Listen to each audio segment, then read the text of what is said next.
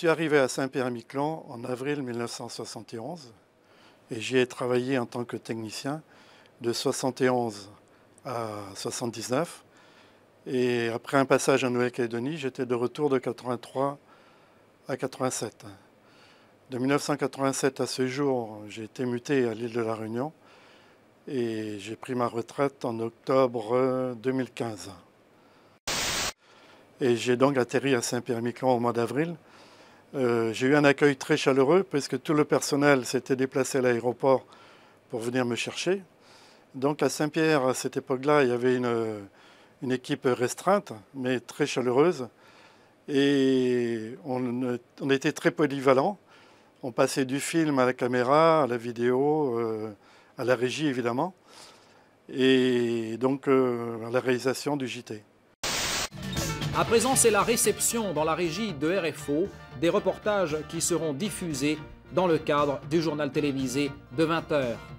Un technicien s'active à l'enregistrement sur magnétoscope BCN. La station compte au total 8 appareils qui servent à la fois à enregistrer les programmes et à les diffuser.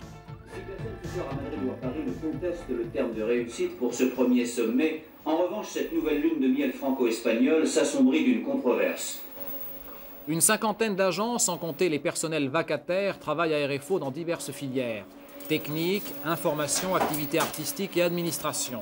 Parmi eux, on dénombre une quinzaine de techniciens de télévision. Lors de la Transat en 1984, on avait quand même plus de matériel. On a pu couvrir l'arrivée et le départ de la course en direct. Mais on n'avait toujours pas de réseau d'ordre pour joindre les caméramans. Donc j'ai eu l'idée de prendre mon VHF que j'avais dans le bateau et demander à mes collègues et mes copains de travail, qui eux aussi avaient des VHF. Et donc avec les VHF, on a pu avoir un réseau d'ordre, ce qui a permis d'avoir le départ de la course en direct à l'ouverture du journal de France 2 à 13 h. C'était quand même un grand moment, le départ de cette course qui est passé en direct sur France 2 au niveau national. Après l'effort, il y avait aussi le réconfort. Comme on était une équipe restreinte, on se retrouvait de temps en temps chez l'un ou chez l'autre.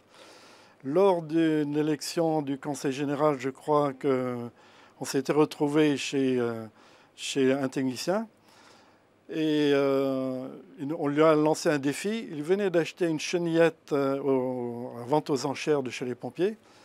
Et comme on doutait que ça fonctionne, vers 3 h du matin, il nous a embarqués dans sa chenillette. On a fait le tour du quartier.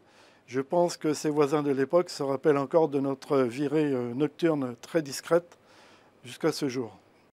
Un autre grand moment a été le premier direct de Thalassa d'Outre-mer. La première émission que Georges Pernou a fait de tout l'Outre-mer a eu lieu à Saint-Pierre-et-Miquelon.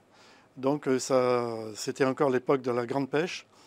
Et donc, on a eu le plaisir de travailler avec toute l'équipe de Thalassa. On a réalisé donc ce direct à bord d'un chalutier qui se trouvait à quai.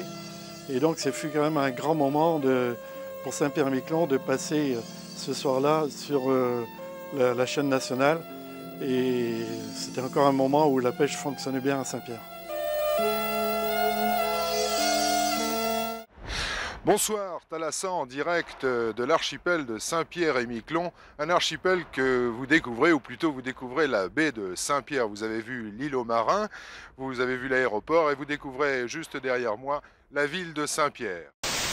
Après 46 ans de bonnes et de très bonnes années même, au sein depuis le RTF, en passant par FR3 jusqu'à RFO, j'étais à Saint-Pierre pour fêter les 20 ans.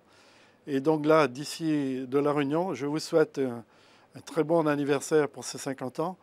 Et j'espère que la télévision de RFO et la radio d'ailleurs, de SPM Première, continueront à être au service du public des Saint-Pierrais et des Miquelonais pendant encore de très très longues années.